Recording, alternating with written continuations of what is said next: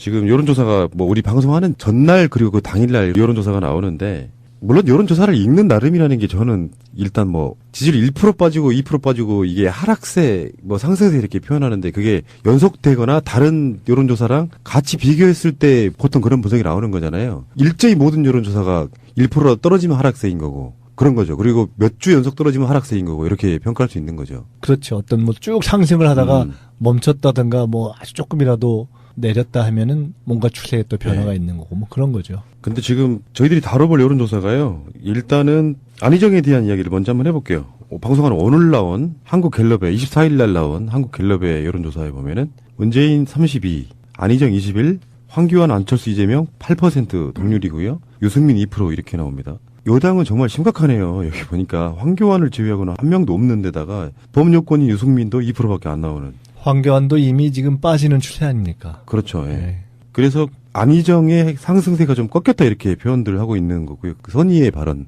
이게 지금 언론에 그런 식으로 이렇게 집중 포화를 맞게 되면 웬만한 국민들은 그 여론조사에 안희정에 대한 호감도가 꺾일 수 있는 거죠. 그러니까 리얼미터가 하루 전에 나온 거죠. 예. 리얼미터하고 그다음에 하루 뒤에 나온 갤럽이 수치에는 약간 차이는 있는데 또 다른 주자들의 어떤 흐름도 약간 차이는 있는데 안 지사의 경우만 놓고 본다면 서거나 아니면 미세하게 빠진 뭐 이것은 지금 다 정해져 있는 거죠. 그러니까 그 이전에 대연정부터 시작한 몇 가지 이 쟁점이 있을 수 있었던 그런 상황과 달리 선의는 영향을 미쳤다고 봐야죠. 리얼미터 조사를 보면 민주당 지지층에서 20.5에서 17.3 호남은 좀 심각해요. 21.1에서 14.2니까 확실하게 호남분들은 안희정 지사에 대해서 호감도가 확 떨어지는 그런 여론조사라고 보이고 있고요.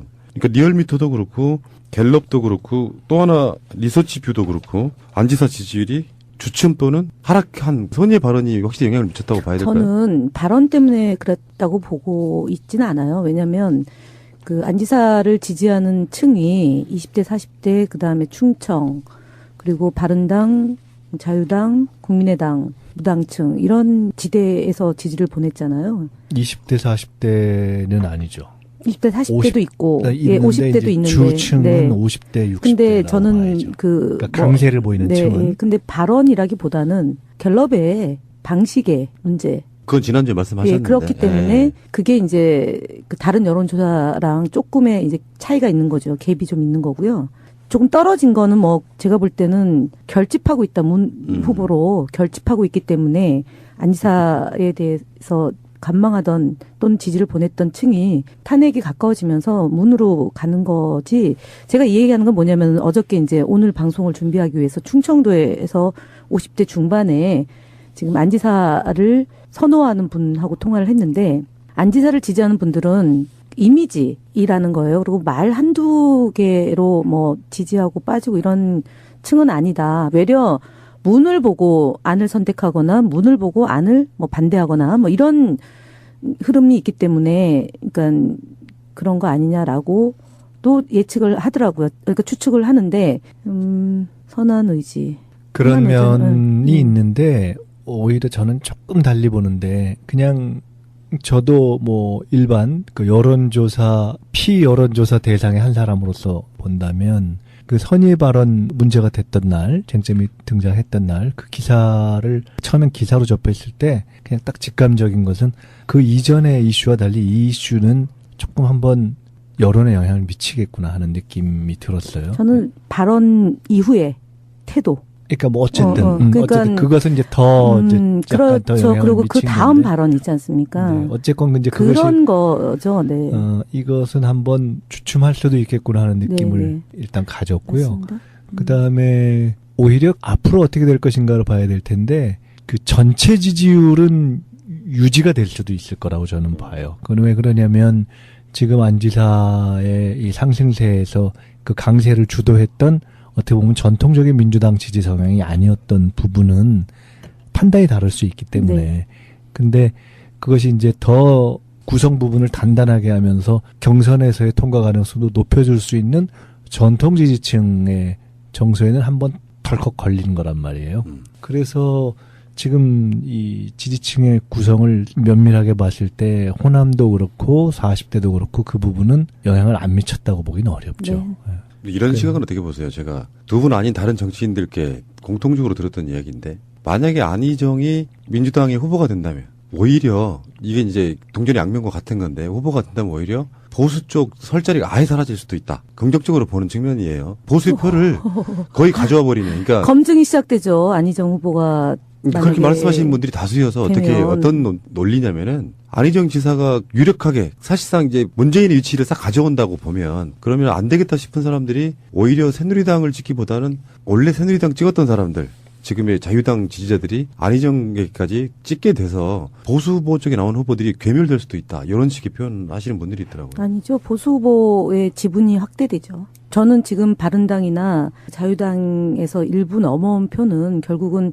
보수당이나 자유당의 후보가 확정이 되면 그쪽으로 결집할 거라 결집하고 그리고 이제 한교안 총리가 엊그저께 그 터놓고 얘기합시다 해가지고 국민 100명하고 토론하고 그다음에 오늘은 시계가 또 나왔잖아요. 어제는 책이 나오고 그리고 나오는 최근에 일련의 그 소위 말하는 꼴통들의 움직임을 보면 뭔가가 좀 이렇게 나올 것 같다는 느낌, 예감이 있어요. 그때 이 얘기는 자세히 네, 근데 그래서 지금 말씀하셨던 안희정 지사가 문재인 후보를 꺾는다고 가정을 하면 지축이 흔들리죠. 안희정 후보를 지지했던 흐름이 완전 반대로. 제 반론이 그거였어요. 그러면 야권 내에서의 이변이 갖는 충격파는 어떻게 할 건데? 그러니까 만약에 안희정으로 뽑혔다고 하면은 지금까지 대선론이라는 게 어떤 느낌이냐면 그게 외부에 의해서 뒤집혔다고 생각하는 사람들은 받아들이기가 굉장히 힘들어요.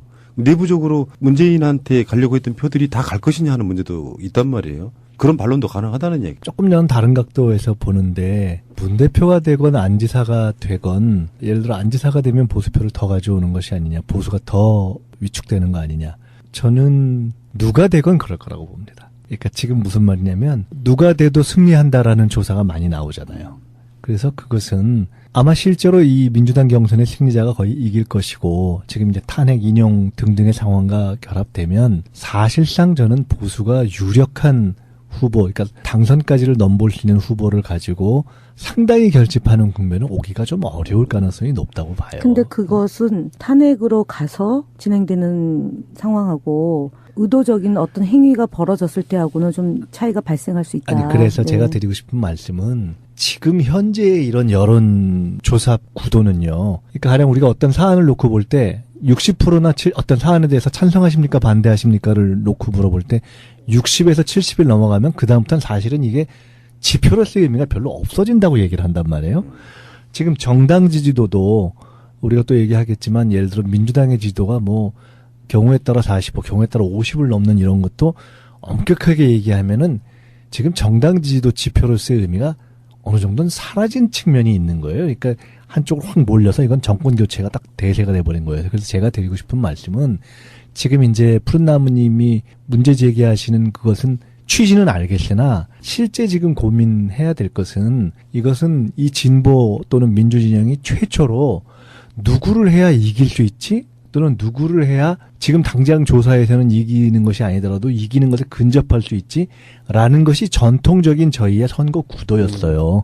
근데 이미 그런 것이 아니라는 거죠. 이번 선거는 네, 전혀 아닌 구도이기 때문에 야 이렇게 되면 저쪽이 더 괴멸하지 이렇게 되면 저쪽이 더 위축되지 않겠네라는 것이 그냥 호사가들의 얘기로선 좋지만 별 의미가 없다는 거예요. 즉 누구를 해야 지지층을 단결시키면서 실제 바로 국정을 맡았을 때 안정적으로 갈 수가 있지 어떤 것이 옳은 노선이지를 놓고 노선 경쟁의 차원에서 바라봐야 되는 최초로 그것이 우리 내부 진영의 선택에서 가능한 선거가 됐다. 저는 그 점이 더 중요하다고 보는 거예요. 갤럽 조사를 조금만 더 언급해 보면요. 지금 사실은 뭐 이따가 또 그 얘기가 또 나오는데 호남 지지율이 야권에서 중요할 수밖에 없게 됐잖아요. 국민의당과 더불어민주당의 싸움도 있고요. 민주당 경선 자체를 그래서 호남에서 시작하고 그러면서 문재인이 지금 43, 안희정 18, 안철수 15. 그러니까 안철수가 호남에서 안희정보다도 못한 결과가 나오게 되면 이것은 어떤 의미에서 보면은 호남 기반으로 하고 그것을 목표로 했던 국민의당 입장에서는 사실상 소멸의 길로 들어가는 게 아닌가 싶어요. 대선에서 의미 없는 지지율 기록하는. 그럼에도 불구하고 일정하게 남겠죠. 그러니까 일단은 의석을 가지고 있고 끝까지 가는 것을 전제로 한다면 이 이후에 이제 여소야대가 예정되어 있는 국면이라는 점 때문에 그 정치적인 가치라고 할까요? 이런 부분은 저는 그러니까 완전히 무시할 수 있는 국면으로는 안 갈 거라고 봅니다. 저는 지역에 따라서 좀 다를 거라고 보는 게요. 광주하고 전북은 조금 흔들릴 가능성이 있다. 현역 의원들. 왜냐하면 지방선거가 이제 있기 때문에 그렇고요. 그리고 수도권에 있는 국민의당 의원들도 조금 고민스러운 지점이 생길 수 있다. 지방선거와 총선을 겨냥해서. 그러나 어쨌든 이제 연정의 문제가 있기 때문에 현실 정치인으로서 고려는 있겠지만 시간이 갈수록 국민의당 안에서는 큰 흐름에서 네. 봐서 점점 어려워지는 것은 뭐 그건 당연한 네. 거고요. 예. 그래서 이합집산의 가능성, 그러니까 예를 들면 바른정당과 이제 자유당은 뭐 기반 자체가 좀 독특하니까 빼고 바른정당과 국민의당에서의 일부 조정 이런 거를 볼 수 있겠죠. 네. 네. 그리고 여기서는 호감도 조사가 나오는데 사실 원래 갤럽이 지금 안희정 띄우는 방식이 호감도 조사에 가까웠고 네. 원래 여론조사는 이렇게 해야 되는 거 맞죠? 당장 내일이 대선이라면 누구 찍으시겠습니까? 가장 그렇죠. 정확한. 또는 누가 적합하다고 네. 생각하십니까? 있겠죠. 네. 이 호감도 조사를 보니까요. 호감도는 이제 차치하고 뭐 숫자가 다를 수 있는데 황교안의 비호감도가 70%네요. 호감도는 21%. 그리고 문재인 대표는 46이 비호감이고요. 47이 호감이고 안희정은 호감이 54인데 비호감도는 37밖에 안 돼요. 전반적으로 안희정 지사를 싫어하는 사람은 별로 없다. 뭐 이런 느낌이 좀 들지만 문재인의 비호감도에 대해서는 이렇게 생각해요. 그들이 보기에는 저게 수장 같은 거잖아요. 비호감도도 반발력이 훨씬 더 셀 수밖에 없는 그런 측면은 좀 보이고 아직까지 안희정에 대한 비호감도가 37%라는 뜻은 다른 식으로 해석하면은 아직도 저게 수장이나 진짜적으로 인식하지 않는다는 측면도 있어 보이네요. 그런 그렇죠. 측면이 네. 있죠. 네. 예. 그게 아까 말씀드렸던 검증이라는 건데 예를 들어서 문 후보의 경우는 똑같은 말을 해도 뭐 말 바꾸기 했다라고 얘기하고요. 그다음에 이제 핵심적으로 일하는 사람들에 대해서 뭐 비선 실세니 뭐 이런 식으로 이제 부정적인 개념으로 많이 이제 공격받았던 거고 안희정 지사는 이제 말씀하셨던 것처럼 아직 그 단계까지 들어가기 전인 거죠. 그리고 또 인지도 면에서 문 후보보다는 좀 떨어지는 거기 때문에 뭐 인지도야 이제 거의 뭐 극복된 단계일 텐데 뭐 사실상 온 국민이 거의 이제 아는 단계로 갔기 때문에 그런데 이제 현재의 호감도가 그렇게 나타난다는 것은 안 지사의 최근에 상승을 추동했던 어쨌든 전통적 야권 지지층이 아닌 층에서의 조금 더 쉽게 다가갈 수 있는 면이 있다라는 것을 역으로 뒤집으면 호감도가 그렇게 나타나는 거 아니겠어요? 근데 이 여론조사라는 게 이런 게 있더만요. 김현, 김민석 지지율이 이렇게 60대 40 나왔다고 쳐요. 그래서 꾸준히 여론조사를 보니까 김현이 올라가고 있으면 그래 나도 김현을 찍어야 돼서 그 다음 여론조사에서는 45가 나오고 김민석이 50으로 떨어지는 밴드웨건 효과죠. 그런 식으로 네. 계속 가는 게 있더라고요. 당의 경선에서는 이런 일반 여론조사는 실제 득표의 결과는 조금 달리 나타나는 경우가 많습니다. 그렇죠. 왜냐하면 일반적으로 지금 분위기가 어떻게 가는가 하는 것을 반영하는 것이 있지만 실제로 내가 이 사람이 꼭 돼야 되겠다라고 생각을 한다든가 그래서 더 열성적으로 뛰는 사람들의 활동의 결과가 반영되기 때문에 아마 그러한 점에서 본다면 이재명 시장의 득표율이 경선에 가면 지금 있는 수치보다는 조금 더 나올 거라고 저는 봐요. 저는요.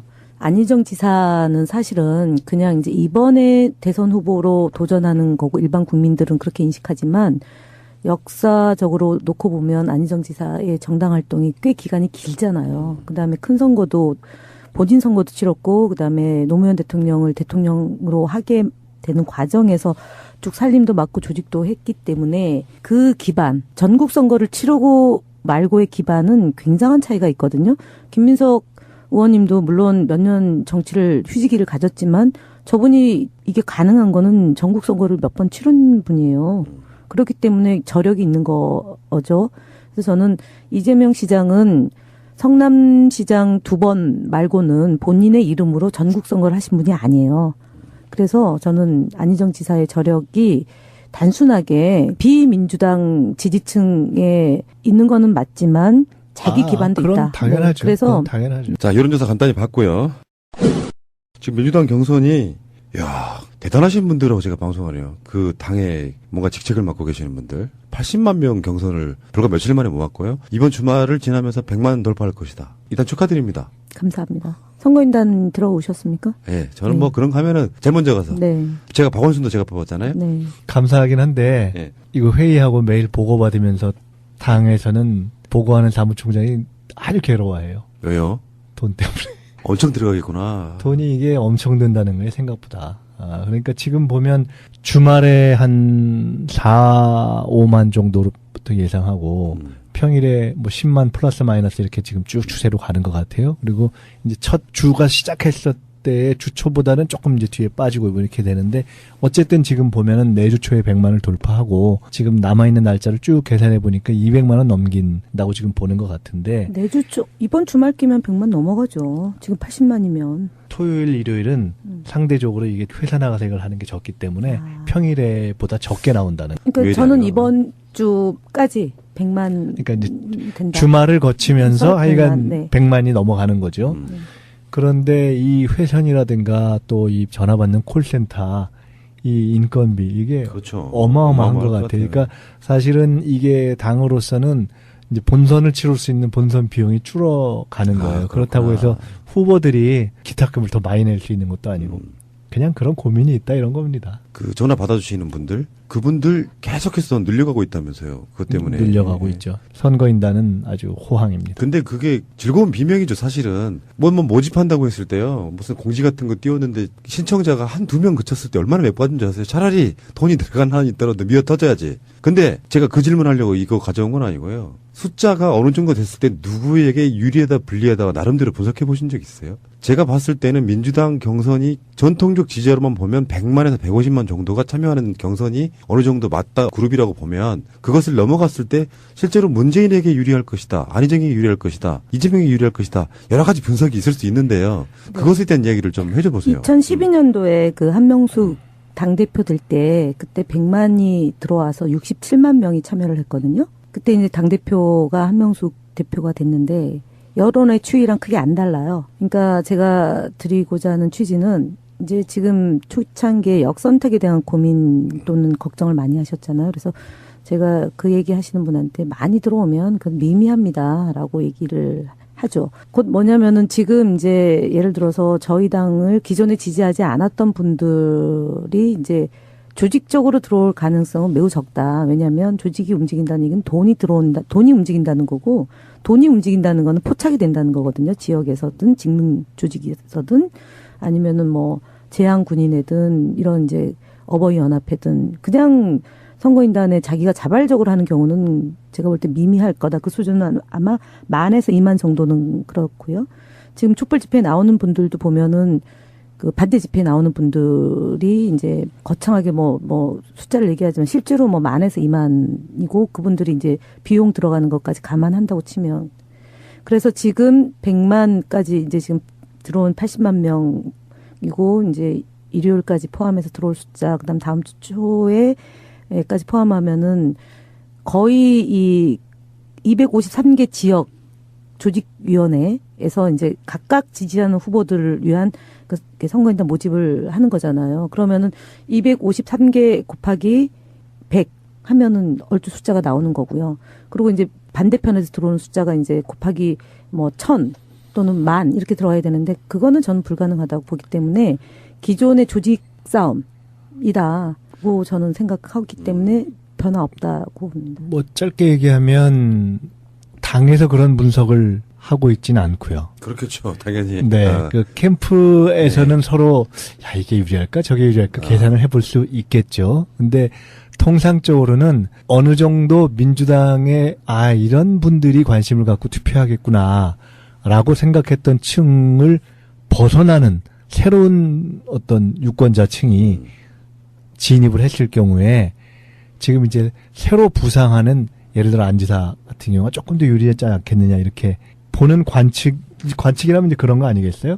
이제 그런 것이 조금 이제 등장도 하고 있고 그런데 제가 볼 때는 저는 큰 틀에서는 비슷할 거라고 봅니다. 그러니까 무슨 얘기냐면 현재 여론과 실제 결과가 그러니까 이게 예를 들어 100만일 경우와 200만일 경우 그다음에 이 여론과 실제 결과가 거의 비슷하게 갈 것이다. 네, 그러니까. 왜냐하면 그 늘어나는 과정이 어떤 핵심적인 지지층의 그 선거인단에 더 참여를 권유하기 위한 그런 어떤 조직적인 활동도 그것도 한 부분 작동하는 것이고 또 그런 관심도 작동하는 것이고 또 마지막 찍을 때 이 전체적으로 이 여론에 또 영향을 받는 것도 작동하기 때문에 플러스 마이너스 다 하면 저는 결국 비슷할 것이다 이렇게 봅니다. 그러면은 당내에서는 얼마 정도 참여하실 거다 예상하십니까? 예측치라는 게 있잖아요. 이 정도 추세라면 뭐 한 200만, 300만 이렇게. 200만은 넘고 300만은 못 넘을 걸로 보죠. 우리가 이제 요즘에 숫자 얘기하잖아요. 지난번 탄핵할 때 1, 2, 3, 4, 5, 6, 7, 8, 9 하듯이 저는 한 234만 정도가 모여서 이거 맞으면 정말 이거는 성지되는구나 이제. 대략 한 170만 명에서 80만 명 사이 참여하는 걸로 보겠습니다. 250만에 조금 못 미칠 거라고 봐요, 저도. 대략 그렇군요. 얼마 전 정청래 의원 나와서 하던 이야기인데 원래 저는 알고 있기에 이 경선 모집할 때 전화 ALS를 딱 돌리면 민주당 지지하십니까라고 물어보는 뭐 그런 게 있어야 된다라고 들었었거든요. 근데 지금 정청래 의원 이야기를 들어보면 그런 게 없어졌다는 거예요. 실제로 그게 의도는 알겠어요. 민주당 지지하십니까라고 물어보면 안 지지한 사람들이 투표를 거의 안 할 가능성이, 참여 안 할 가능성이 훨씬 높아지는 측면이 있어가지고. 근데 역선택 이야기할 때 이런 건 한번 어떤가 기술적으로 예를 들어서 거기 앞에다가 미리 여론조사를 한번 해볼 수 있잖아요. 경선 선거인단 모집할 때 후보별로. 그래가지고 이게 그걸 집계를 하지 않는 거 일종의 이제 가짜로 뭔가를 만들어내는 거예요. 지지하시는 후보가 누굽니까? 라고 해서 문재인, 뭐 이재명, 안희정 누구를 해놓고 어렵다. 아니, 마지막에 그 뒤에 안철수, 황교안도 넣는 거예요. 그래서 이제 거기 지지한 분 빼자 이거죠. 그렇지. 그러니까 그게 데이터상으로 민주당 후보 지지자는 데이터로 남기지 않고 다른 당 후보 지지자들 경우에는 그 사람들을 빼는 방식으로 해가지고 걸러내면 딱 좋을 것 같은데. 아이디어 해보신 말씀이죠. 너무 머리가 좋으세요. 지금 그 이제 어느 당을 지지하십니까라고 묻는 거는 저희 당원상에 당직은 당원에게 공직은 국민에게 국민이 민주당원 또는 민주당을 지지하지 않더라도 국민은 국민인 거죠. 우리 당을 지지하지 않고 다른 당을 지지한 사람들, 국민들까지도 우리가 지지하게 만들려는 적극적인 노력이 있어야 되기 때문에 참여하시라는 거죠. 그런데 그분들이 역선택할까 두려워서 또 방지를 하자라는 건 안 맞는 거죠. 큰 정치 하시네요. 그럼요. 그러니까 어떤 분들 그 온라인상에 보면 지금 애가 타서 미쳐요. 그런 시간에 네. 선거인단을 모집하기 위한 노력을 기울이는 게 정답입니다. 내 말이 그 말이에요. 충분히 이해가 가고요. 역선택 쟁점이 나오면 이것이 혹시 내가 지지하는 후보한테 좀 피해가 가지 않을까 생각하는 분들이 예를 들어 저희처럼 이건 결국은 유권자 전체 풀의 규모를 더 키우는 방식으로 해결할 수밖에 없습니다. 내지는 결국은 큰 흐름에 있어서는 플러스 마이너스 별 영향이 비교적 적을 겁니다라고 얘기하면 막 저희한테도 막 화도 내시고 그러시는데 그러나 저는 그렇게 생각합니다. 그리고 그만큼 그렇게 걱정되는 만큼 이렇게 당과 또는 정권 교체에 대해서 애정이 있는 분들을 더 많이 참여시키는 노력을 하는 것으로. 그래야 되죠. 왜냐하면 저희가 이제 노무현 대통령과 함께 이제 국정을 운영하면서 느끼는 점 중에 하나가 탄핵 때 그 촛불을 보면서 노무현 대통령이 그러셨어요. 저분들이 지금은 나를 지지하지만 언젠가는 나에게 등을 돌릴 수도 있다라는 걱정을 했던 거잖아요. 그러니까 지금 촛불을 든 분들의 마음을 잘 헤아려서 정권 교체를 반드시 하고 국정을 정말 잘 이끌어야지 그 분들에게 저희들이 그 보답하는 거잖아요. 그래서 지금 선거인단에 들어오신 분들이 혹여라도 저희가 정권 교체에서 일을 잘못했을 경우 비판을 가할 수도 있지만 그분들이 결국은 새로운 대한민국을 만드는데 기반이기 때문에 뽑은 사람에 대해서는 먼저 감싸게 되잖아요. 그리고 이제 잘못했을 때는 애정어린 비판을 하는 거고 비난보다는. 그래서 저는 지금 선거인단에 들어오시는 분들이 서로 우리 당을 지지하지 않았다 하더라도 대한민국의 대통령을 뽑는데 함께 동참하는 거고 그 뽑힌 대통령이 국정 운영을 잘할 수 있도록 함께 어깨 걸고 간다는 취지에서 저는 크게 걱정하지 말고 가자. 대통령을 뽑는 거거든요. 네. 알겠습니다. 정치인을 뽑는 게 아니고요. 네. 자, 근데 지금 심상치 않은 어떤 설마 했던 것들이 사실로 굳어지는 분위기 중에 하나가 황교안의 출마설 같은 거예요. 황교안 출마설이 일부 쪽에서는 사실상 기정사실로 받아들여지는 분위기가 있더라고요. 네, 저는 오래전부터 시계 보니까 더 확실하네요. 이게 제가 팟캐스트 하면서 황교안 총리 되던 때 황교안이 나중에 히든카드로 박근혜 정권의 대선 후보가 될 가능성이 있다고 처음으로 이야기했던 방송이에요. 저는 정치권에서 많이 얘기했던 내용이에요. 그러니까 그게 뭐냐면은 그 당시만 해도 김무성이 새누리당을 꽉 잡고 있던 시절이기도 했고요. 황교안 저까짓 게 그래서 김무성 사위 마약이 나온 거잖아요. 정적 죽이기. 그렇다 보니까 이제 정치인들도 성향이 다 다르고요. 같은 야당 의원들도 에이 무슨 황교안이야 하는 분들한테 핀잔 먹기 일쑤였어요. 아무리 아무리 니들이 무슨 음모론 많이 하는 팟캐스트라고 해도 황교안 저까지 게 무슨 대선 후보야 이렇게 하시던 분들이 최근에 저한테 그러세요. 그때 미안했다고. 그런 건데. 그때 저를 알았으면 훨씬 더 이거 그러니까요. 우리 동지. 새가 날아든다가 훨씬 더 그냥 촉이 좋은 방송 듣겠네요. 척으로 말하는 건 아닌데. 저는 촉을 많이 얘기해요. 그래도 야당에 계시는 분들은 상식적으로 정치를 하는 거고요. 그러니까 그분들 상식에는 안 맞는 거고. 이제 우리는 그게 음모론이냐 마냐를 떠나서 우리는 저 사람들이 말도 안 되는 짓을 한다는 걸 너무나 잘 알고 있기 때문에. 상상이 현실로 드러나기 때문에. 그러니까 저것도 가능해라고 생각했던 거죠. 그러니까 그게 정치인들이 오히려 그러면서 더 나이브하다고 평가하는 사람도 있어요. 순진하다. 자기들 상식으로만 생각한다는 거죠. 네. 어쨌건 현 의원님께서는 황교안 출마하는 쪽에 지금 네, 방점을 찍고 있거든요. 일관되게 그랬죠. 네. 우리 김현 의원님은. 그러면 지금 이 분위기에서도 김민석 저는 근데 일관되게 아니었다고 본 거지. 그러니까 제가 어. 조금 오늘 이상하게 계속 2대1이 되네.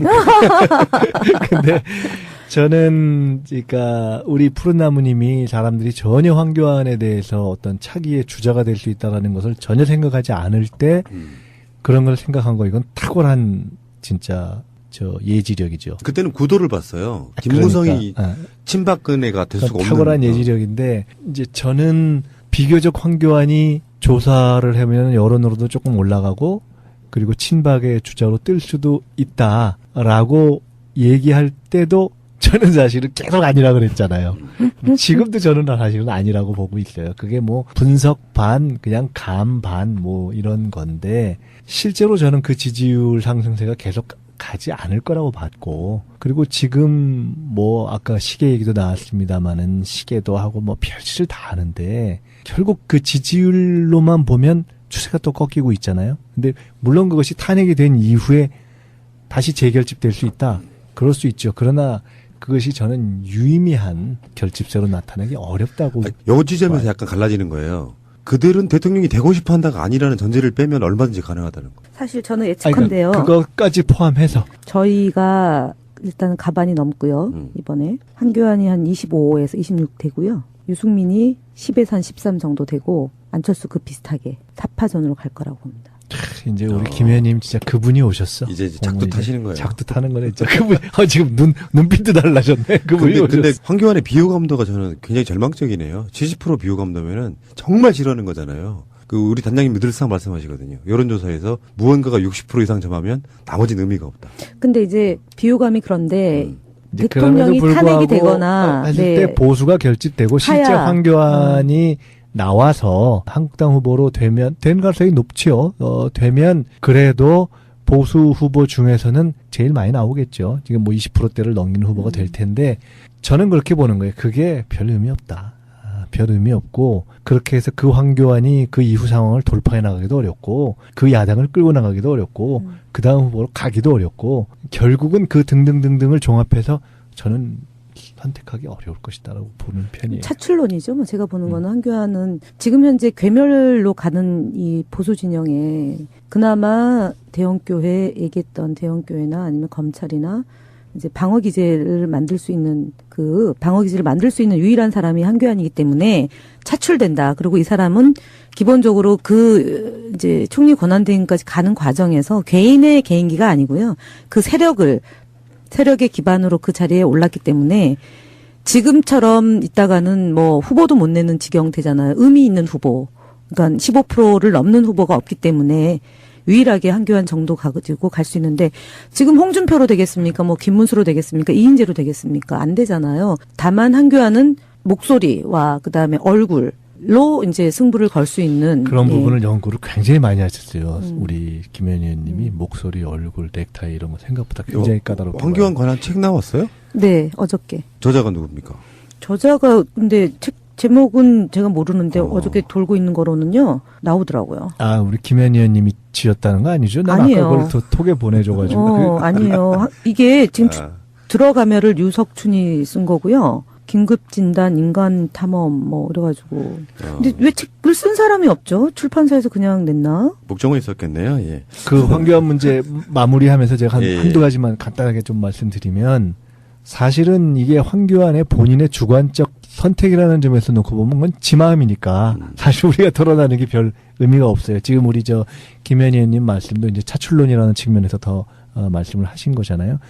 근데 이제 결국 황교안이 그래도 차출될 수 있는 최고의 카드로 거론된다는 것 자체가 결국은 확장력이 있고 일정하게 이렇게 판을 흔들어 보는 의미가 있을 수 있는 후보가 없다라는 것을 다시 얘기하는 거 아니겠어요? 보수에 있어서 그런 것이 하나가 있고 또 하나는 제가 제일 최근에 고민하는 지점과 연결되어 있는 대목인데 최근에 가령 연정 논의도 나오고 이것이 뭐 대연정이 맞느냐 틀리냐 이런 걸 떠나서 과연 정권 교체를 한 이후에 전국을 어떻게 운영할 것인가에 대한 고민을 우리가 할 수밖에 없는데 그것과 연결되어 있는 것인데 저는 무슨 황교안 차출론도 나오고 지금 헌재에서 저 대통령 측 소추인단이 하는 것도 등등등 보면서는 어떤 생각을 사실 갖고 있냐면 전혀 어떤 이유로도 협조하려 하지 않는 최악의 야당 세력이 하나 존재해서 상당 기간 진행될 가능성이 굉장히 높다. 저는 이제 그 점은 오히려 저는 더 중시해서 저는 근데 거기서 이제 있어요. 또 다르게 보는 것 중에 하나가요. 지금은 살아있는 권력에 이제 협조하는 정보기관인데 이 정보기관이 유일하게 2007년도에 저희가 집권하고 있을 때 그 MB 쪽에 줄을 댑니다. 지금은 그 정보기관이 손을 놓고 있는 거잖아요. 손을 놓고 있다는 얘기는 되는 분위기를 보면서 아주 매우 나쁜 짓을 지금 못하고 있는 의원님, 거죠. 제가 그 부분은 몇 번에 걸쳐서 반론을 좀 해드릴까. 아니, 그거는 했는데. 과학적인 얘기예요. 지금 제가 얘기하는 거는 그 음모론이 아니라 과학적인 얘기고요. 현재 기관에서 있는 분들과 관계에 있는 분들과의 제가 이제 캠프의 상황실 직접 부실장, 들어본 얘기다. 예, 종합 상황실 부실장을 맡고 있거든요. 왜 비서는 생각 안 하세요? 그 그들의 비서는 개별 비선이에요. 그거는 이제 네. 저희가 탄핵 이전부터 이제 제가 댓글 공작에 당한 그렇지. 사람으로서 그들이 어떻게 움직일지는 제일 초미의 관심을 갖고 있어요. 공권력 피해자. 네, 공권력의 피해자거든요. 그래서 지금 이 움직임, 그 국정원의 움직임과 그 다음에 경찰의 움직임 이런 것들을 예의주시하고 있는 거죠, 저희가 지금. 근데 그런 부분에 있어서는 이번에는 별로 실효성이 없게 되지 않을까라고 생각해죠. 네. 그 예전의 댓글은 누구누구를 올리고 누구는 내리는, 예전에 국정원 댓글팀들이 박근혜 올리고 문재인 내리는 이런 방식이었다면 지금은 남아있다고 하면요, 야권 후보들 갈라치기밖에 없어요. 자기들끼리 계속 분열하게끔 만들어주는 그런 정도라고 보고, 어쨌건 지금 황교안 같은 경우는, 그러니까 박근혜가 이를테면 그 후계자를 키우지 않는 정치인들이 좀 있었잖아요. 그 폭망이죠, 그러니까 폭망. 그게 이제 일종의 이런 비극으로 다가오는 거라고 봐요. 박근혜가 정치를 설령 못했더라도 촉망되는 후계자가 있었다면 그 정도까지 빠지진 저는 않을 거라고 보고, 바른정당으로 갈 법한 사람들도 유력한 대권주자가 있으면 못 가고 새누리당에 머물게 되는 효과도 있을 거고, 당시에 유일하게 제 기억에는 최경환이를 띄우려고 했던 시도가 있었어요. 그러니까 김무성을 좀 눌러보기 위해서. 근데 그 흐름대로 가지 않고 김무성대로 망해버렸고 최경환은 뜨지를 못했고. 그러니까 그거는 아까 얘기했던 것처럼 이제 자유당에 있는 의원들이 지금은 보호를 받고 있는 거잖아요. 최경환 의원도 보호를 받고 있는 거잖아요. 정보기관으로부터 또는 검찰 권력으로부터. 근데 바로 세워진다고 가정하면 최경환 의원은 제가 볼 때는 한간에 떠돌던 소문이 그저 소문은 아니잖아요. 그리고 마찬가지로 지금 이제 납작 엎드려 있는 분들에 관련된 것들이 지금은 수면 밑에 있지만 조금 있으면 수면 위로 다 올라올 수 있거든요. 그러니까 우리 김 의원님 네. 생각은 정권 교체가 되고 났을 때 지금 저 새누리당 그러니까 자유한국당이 알아서 좀 부들부들해질 것이다. 네. 박근혜는 생각을 거의 해본 적이 없겠지만 그 그룹 내에서 플랜 A, B, C, D가 있었어요. 첫 번째 플랜 A가 최경환이었는데 낙마. 그거는 이제 말씀드렸던 네. 것처럼 뭐가 있는 거죠. 그리고 그 B였던 플랜 B였던 사람이 반기문이었는데 낙마. 그분도 뭐가 네. 있었던 거잖아요. 그 플랜 C였던 사람이 지금 플랜 A까지 올라왔는데 황교안인데 어떻게 될지 몰라. 근데 그분은 어. 권력기관을 장악하고 있었잖아요. 네. 그러니까 자기는 주변 관리를 했겠지요. 그러니까 살아남아 있는 거죠. 그리고 저는 플랜 B가 또 하나 있다고 보는 게 아까 말씀하신 얼핏 홍준표 카드는 제가 보기엔 굉장히 유효한 카드. 그분은 지금 있는 황 총리가 잠깐 의전하는 사이에 이제 무죄가 났는데 글쎄요. 플랜인 거죠. 플랜. 네, 그들의 플랜. 계획 속에 네. 오죽하면 자유한국당 입장에서 정 없으면 홍으로 홍 가죠. 네, 네. 갈 수 있겠죠. 홍으로 갈 것이고 야당 지도자를 한다면은 아주 저쪽 입장에서는 재밌는.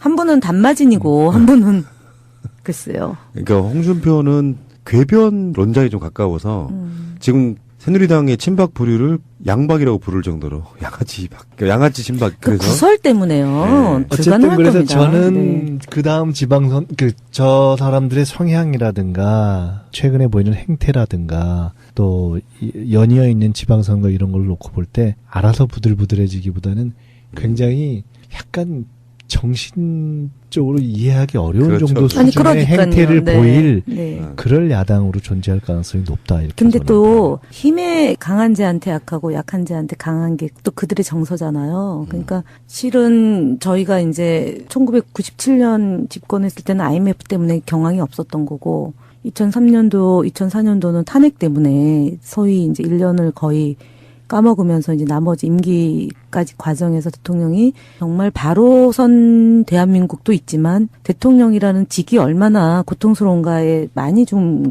번뇌를 하셨던 측면이 없잖아 있었고 그래서 개헌의 필요성들이 지금 제기되고 있는 마당 아닙니까? 근데 어쨌든 이후의 대한민국은 이전에 저희가 집권했을 때의 과정과는 아주 많이 다르게 빠른 시간 안에 정착과 발전과 진보를 꾀해낼 수 있는 게 아니냐라는 기대를 해봅니다. 그러니까 왜냐하면 우리 앞에 있는 김민석 의원님이 정치했던 시기와 휴지기와 다시 정치라는 이 시기에 역량을 발휘할 내용과 또 이제 주변에 많은 분들이 기대해도 될 만한 기량들이 있기 때문에 뭐 지금 걱정하던 여소야대가 반대돼서 우리 이제 더불어민주당과 정의당과 국민의당 일부와 그다음에 또 이제 눈치 보는 정치인들까지 포함해서 국정을 이끌어 가는 때의 시기와 이전의 97년과 2002년도 이후 상황은 많이 다르다. 그래서 그림을 좀 크게 그려보자라는 게 제가 요즘 갖고 있는 생각이에요. 대협조가 가능하다. 네, 저는 그렇게 봅니다, 오히려. 통 크게 가자. 안희정에 대해서 제가 굉장히 고민을 많이 하게 되더라고요. 그게 저도 나이를 먹어간다는 증거 같아요. 우리 학교 다닐 때 아마 단장님도 그렇고 의원님도 그러실 것 같은데 운동을 위한 운동이라는 게 있어요. 우리 학교 다닐 때만 해도 여당류를 지지한다거나 그러면 정말 사쿠라에다가 완전히 변절된 나쁜 놈인데 지금도 그 마음이 우리들 세대에 바뀌지는 않는데 한편으로는 뭐 그렇게 해서 만약에 정권을 잡아가지고 정말 그 사람들 도움 없이 온전하게 정치를 끌어갈 수 있나 하면 안희정이 맞는 것도 같고 이런 그 굉장히 오묘한 번뇌에 빠지게 하는 측면이 있어요. 저는 정치는 타이밍이다라고 배웠고요. 설사 속마음이 그게 있다 하더라도 그거를 까면 칼집 속에 칼이 있을 때는 그 칼이 굉장히 무서운 거지만 그 칼을 뺐는데 가독칼이거나 뭐 회칼이거나 등등 있잖아요. 그래서 지금은 그 칼을 뺄 때가 아니다. 얼마 전에 이제 어저께 뭐 예비 내각과 청와대 들어갈 사람 리스트가 나왔잖아요. 그거 뭐냐면은 우리 진영을 분열시키는 거잖아요. 그렇죠. 대연정, 소연정이든 정권 교체가 선이고 선 대선 후 개헌이듯이 저는 연정에 대한 얘기를 본질적으로 필요하다 하더라도 지금 얘기할 건 아니다. 적절한 타이밍이 있다. 저는 대화와 타협, 그다음에 협조 이것이 필요하다고 보고요. 그다음에 그야말로 민주당의 힘만으로 예를 들어 법을 만들어가고 하는 것이 어려울 겁니다.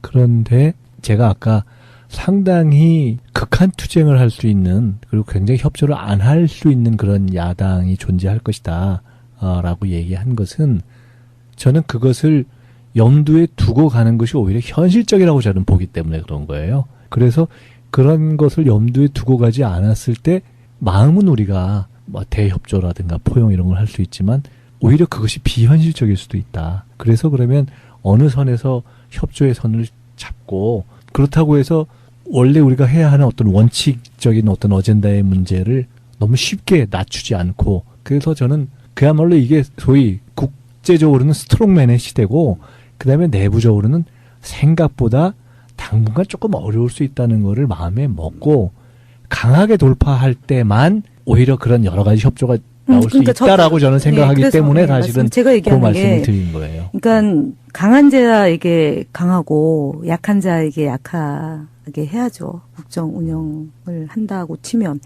근데 어설프게 협력하고 어설프게 손잡으면 만만히 보거든요. 예. 예, 그래서 저는 지금 시기는 그냥 국민을 보고 간다라고 얘기했던 것이 그냥 레토릭이 아니라 정말 국민을 보고 가고 전국 운영과 더불어 내년 지방선거, 정당은 지방선거 준비가 또 숙제이잖아요.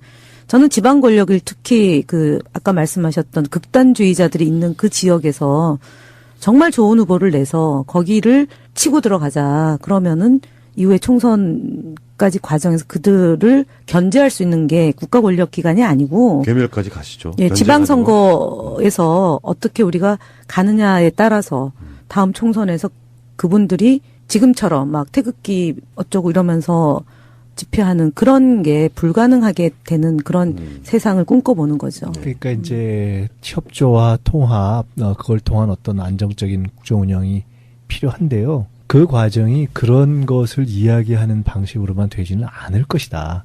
그래서 조금 더 마음을 강하게 먹을 필요가 있다 하는 게 제 사실은 생각이고, 그런 부분에서 우리는 원칙적인 입장에서 이거를 계속 돌파해 나가겠다라고 하는 메시지를 보내는 것이 오히려 지금은 조금 더 중요하지 않은가 이렇게 보는 거죠. 예. 어차피 다음 정권은 아마 2, 3년 정도는 국민의 여론의 힘으로 가야 되지 않을까 싶어요. 그게 총선까지예요. 예, 예. 네. 알겠습니다. 감사드리고요. 자, 다음 주에 뵙겠습니다. 고맙습니다. 감사합니다.